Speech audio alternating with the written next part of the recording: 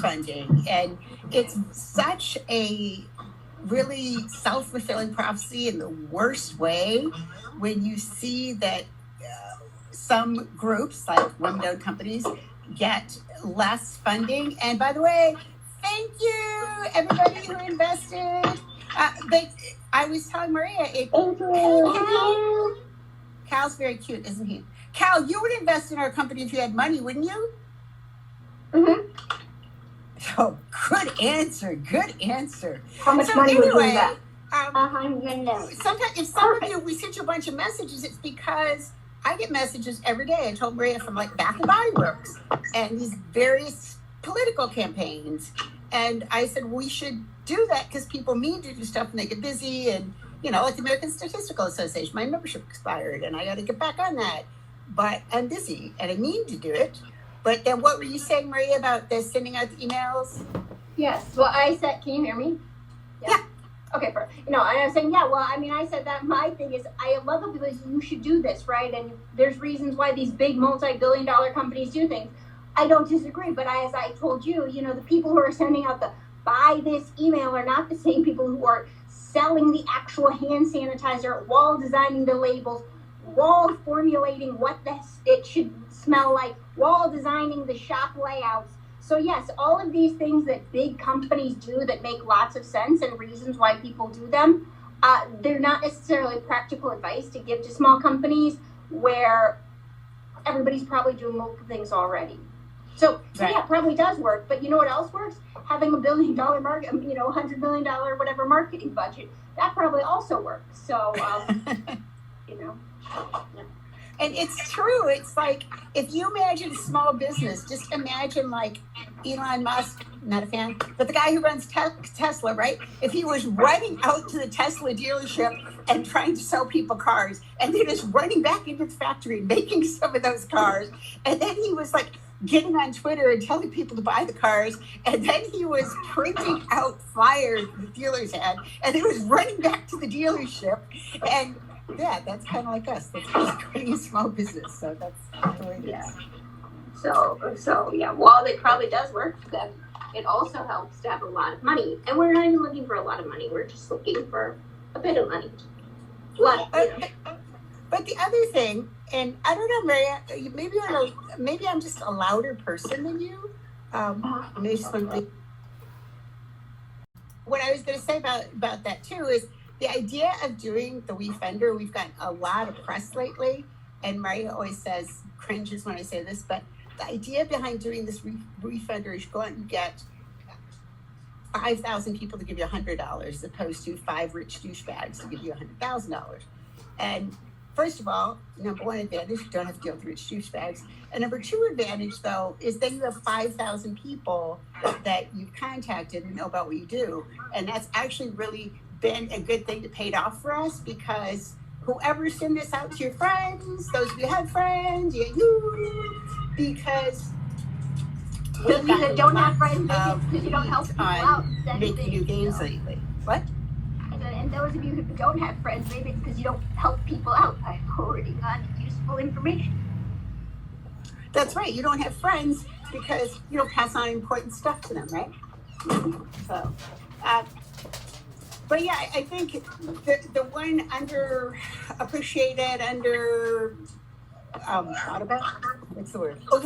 overlooked thing about crowdfunding and crowd equity is not crowdfunding the same way. Like the thing we always say is crowdfunding, you're getting a product. In crowd equity, you're investing in a company.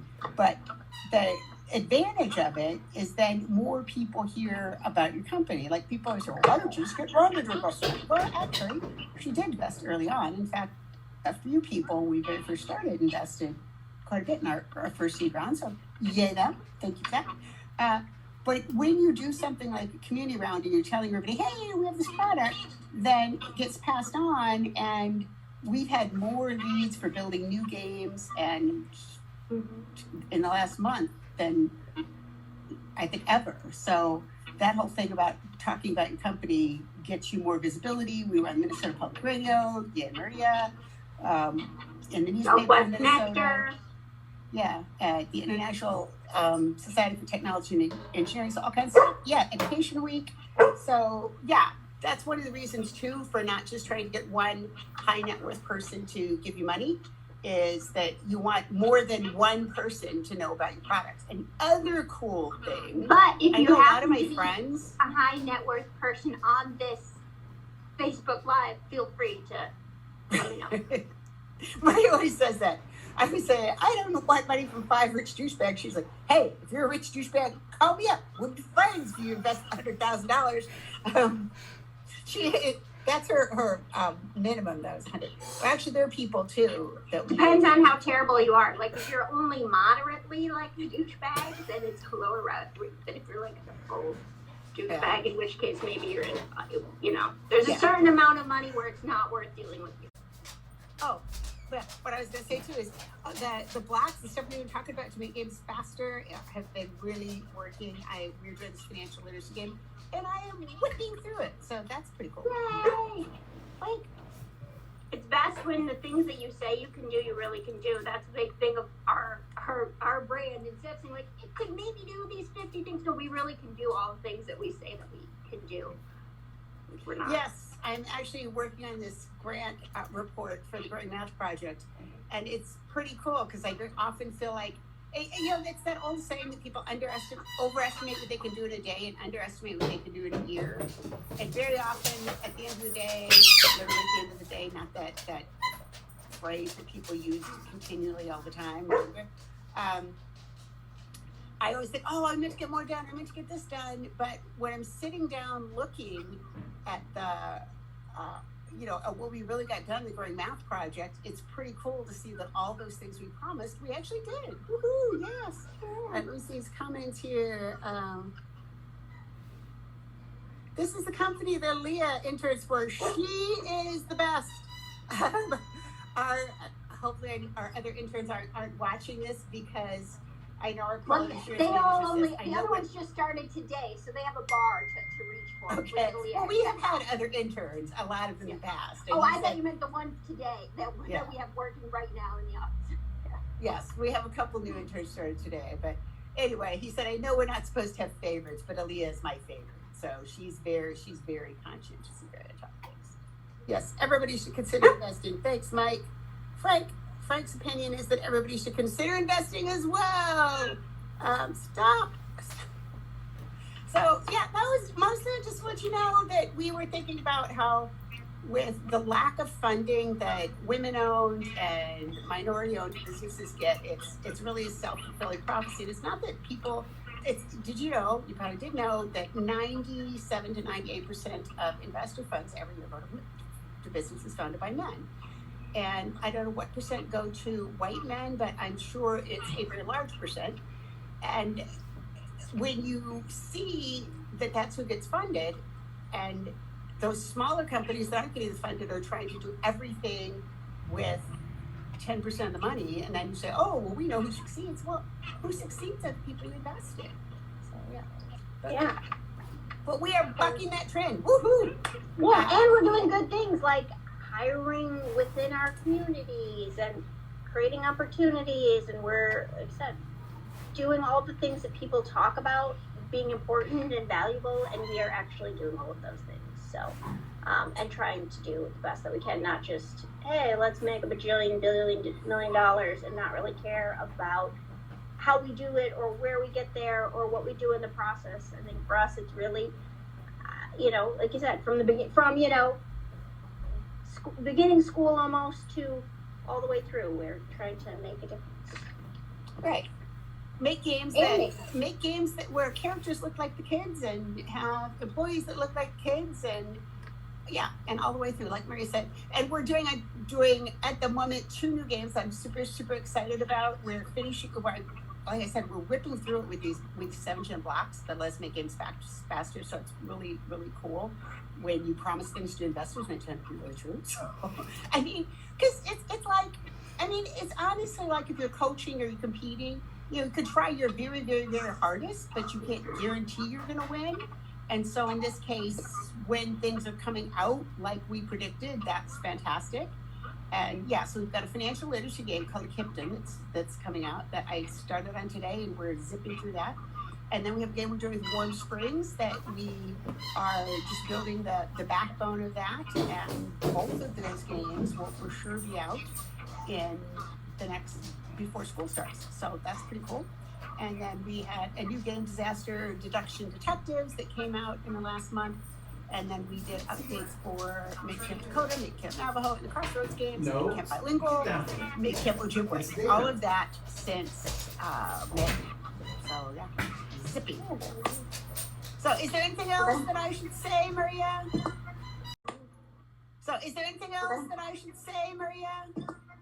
No, just invest in our WeFunder. Tell your friends. I think, are we supposed to disclosure there's risks to investing, so we're not promising you a bajillion-dollar return should the SEC come after us. We're just saying, like, look into it, invest. We're doing the best we can, and we're doing good. Like, we're bringing in money and all these things that all these other companies, like, they got funded by an idea on the back of a napkin. Okay, cool. Well, we actually have, like, business and a business model and actual product and a team around it, and, you know, yeah, so... Even well, better. and I think one reason some of these people get a lot of investors are big fat liars. I mean, I look at all the money that got burnt through in crypto, right? And I could never do that. I could never go to somebody and just flat lie and say, if you don't miss out, you're going to miss out on this. Your money's going to give 30 times as much, and it's a guaranteed thing. And yeah, I think if we could just go in and flat lie, that would get us more investors, but we're not doing that. Yeah. Oh, thanks, Melissa. I really appreciate your support a lot. Yeah. Hey, You know, we Allie, should freezing start up doing there in Michigan? But you know, we should also start doing, just because I was seeing Mike's coming to, we should start having our interns do Facebook Lives just to see That's what a they... good idea. They're young and good looking. They should do it. That's a great idea, Maria. Yeah. And so I mean, you're young and good looking too, but I'm old and wrinkly, so. I'm getting up there. But yeah, that'd be fun. So we'll have to do that with our... Well, Gary, another one of our investors, shout out to Gary, came to visit. And we should think about too, we're trying to think of, you know, things that we can have our interns do, not just work things, but if there's things that you're like, hey, I'd be interested in learning about X, Y, or Z behind the scenes, let us know. We're assigning things to our interns. I don't know. You think I guess you could talk to them tomorrow and see if they would do a Facebook Live. They tend to be pretty quiet, but you accidentally hit the angry face. It was supposed to be a smiley face. Okay, good. That's good. Well, they can do things like blogs, or I was thinking Instagram takeovers. Yeah. Those kind of things, yeah. See, we can tell Leah her dad said she should do it. Well, I think having them do Instagram takeover too is good if they just go outside and take some images. This is where our office is, or you know, this is where I live. So maybe we get Aaliyah to do some up at Turtle Mountain, and get Judah and Ava to do some around Minneapolis. So I think that's a cool idea. Yeah, because we used to have the interns do that. I haven't done it lately. Yeah, that was the best. One time we had someone text me and say, I think we had IE when he was an intern takeover, and I had a friend say, I think somebody hacked your work Instagram account, because it was just a bunch of intern selfies. But you know what? That's the part. I thought it was funny though. I know, I appreciated it. So yeah, but now we can, yeah. So if there's behind the scenes things you're interested in about 7 Generation Games, let us know. We'll get our interns right on it. That's a really good thing, right? That's a really good idea.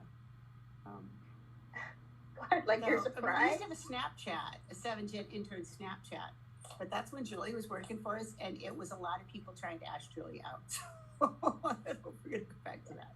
So yeah, it'll be we'll no dating or anything. But yeah, sounds good. So I'll get them on that. If there's things you're interested in, put it in the comments. Okay.